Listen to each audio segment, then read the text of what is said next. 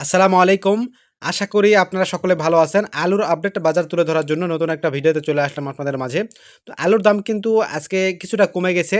তো আজকে ৮ আগস্ট ২০২৫ রোজ শুক্রবার জানিয়ে দেব আজকের আলুর আপডেট বাজার। বগুড়া, জয়পুরহাট এবং রাজশাহীর যে কোল্ড স্টোরেজগুলো খুলেছে, পাশাপাশি রংপুর, দিনাজপুরের যে কোল্ড স্টোরেজগুলো থেকে আলু বের হচ্ছে। তো সেখানকার বাজারগুলো কিন্তু আজকে জানিয়ে দেওয়া হবে। তাই অবশ্যই ভিডিওটি শেষ পর্যন্ত দেখবেন।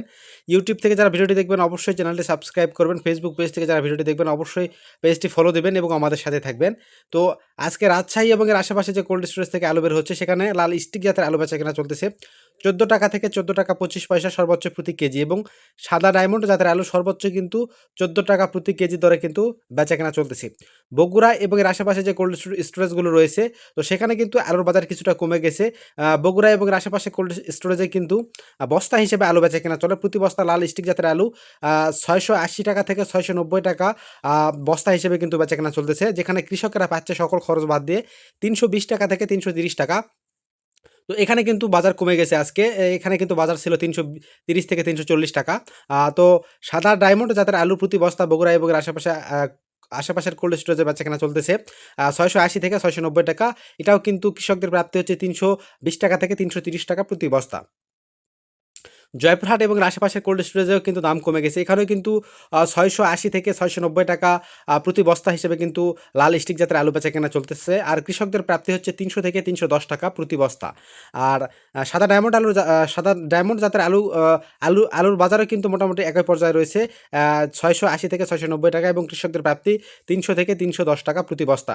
ঠাকুরগাঁ, দিনাজপুরে যে কোল্ড স্টোরেজগুলো থেকে আলু বেচাকেনা চলতেছে, সেখানে কিন্তু লাল স্টিক জাতের আলু ১৩ টাকা থেকে ১৩ টাকা ৫০ পয়সা, এবং সর্বোচ্চ কিন্তু ১৩ টাকা ৭৫ পয়সা হিসেবে প্রতি কেজি দরে কিন্তু আলু বেচাকেনা চলতেছে। তো এই হচ্ছে আজকের বর্তমান আলুর বাজার এবং পরিস্থিতি। তো আলুর দাম কিন্তু কখনো কমতেছে, কখনো বাড়তেছে, আর কোথাও কিন্তু স্থিতিশীল রয়েছে। তো এভাবেই কিন্তু চলতেছে আলুর বর্তমান পরিস্থিতি। আর সরকারি যে পদক্ষেপগুলো গ্রহণ করার কথা ছিল, অনেক বৈঠক, অনেক কিছুর মাধ্যমে, তো সেই বিষয়গুলো কিন্তু এখন পর্যন্ত বাস্তবায়িত হয় নাই। তো আমরা যেটা বুঝতে পারতেছি, হয়তোবা এটা এবছর আর বাস্তবায়িত হবে না। শুধু মুখে, মুখেই এটা থেকে যাবে। তো বাস্তবায়িত যদি না হয়, তাহলে কিন্তু কৃষক এবং ব্যবসায়ীরা যারা রয়েছে, তারা কিন্তু আরও বেশি ক্ষতিগ্রস্ত হবে। কারণ এবছর কিন্তু প্রচুর পরিমাণে আলু বাংলাদেশে কিন্তু উৎপাদিত হয়েছে। যদিও নেপাল এবং পার্শ্ববর্তী দেশগুলোতে এবং দুবাই, মালয়েশিয়াতেও কিন্তু টুকটাক আলু আ রপ্তানি হচ্ছে। তবে সেটা কিন্তু যেটা প্রয়োজন সেটার থেকেও কিন্তু অনেক কম হচ্ছে। অর্থাৎ যতটুকু আলু রপ্তানি করলে দেশে আলুর চাহিদাটা স্থিতিশীল থাকবে বা দেশে আলুর চাপটা কমে যাবে, সেটা কিন্তু সেই পরিমাণে কিন্তু হচ্ছে না। অনেকেই কিন্তু কমেন্ট এত আলু বিদেশে রপ্তানি হচ্ছে, এরপরেও কেন আলুর দাম বৃদ্ধি পাচ্ছে না? তো তাদেরকে একটা কথা স্পষ্ট বলতে চাই, সেটা হচ্ছে গত বছর যেখানে প্রায় ৭০ থেকে ৮০ লক্ষ মেট্রিক টন, সর্বোচ্চ ১ কোটি লক্ষ মেট্রিক টন আলু বাংলাদেশে উৎপাদিত হয়েছিল। তো এবছর কিন্তু সেটা ১,৩৫,০০,০০০ থেকে ১,৪০,০০,০০০ মেট্রিক টনের মতো আলু উৎপাদন হয়েছে। তো একটা বিষয় আপনাদের মাথায় রাখা উচিত, যে যেখানে ৮০-৯০ লক্ষ মেট্রিক টন গত বছর উৎপাদিত হয়েছিল, তো সেখানে কিন্তু প্রায় ৫০ থেকে ৬০ লক্ষ মেট্রিক টন আলু এবছর বেশি উৎপাদন হয়েছে গত বছরের তুলনায়। তো এত পরিমাণ আলু, তো সেখানে মাত্র নেপালে রপ্তানি হয়েছে মোটামুটি আ বা আ ২০ থেকে ২২,০০০ বা ২৩,০০০ মতো আ আ মেট্রিক টন আলু কিন্তু রপ্তানি হয়েছে। তো এই বিষয়গুলো কিন্তু মাথায় রাখতে হবে।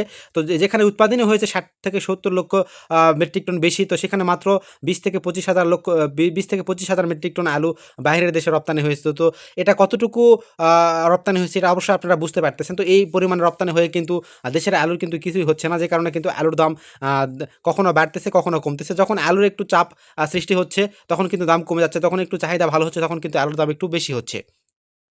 আর আরেকটা কথা বলার ছিল, যে এখনই কিন্তু সারের বাজারে কিন্তু বা সারের দাম কিন্তু বেশি পরিলক্ষিত হচ্ছে। তো টিএসপি সার কিন্তু ১৭০০ থেকে ১৮৫০ টাকা পর্যন্ত বিভিন্ন স্থানে বিভিন্ন দামে বেচাকেনা চলতেছে। তো এটা কিন্তু সরকারকেই দেখতে হবে।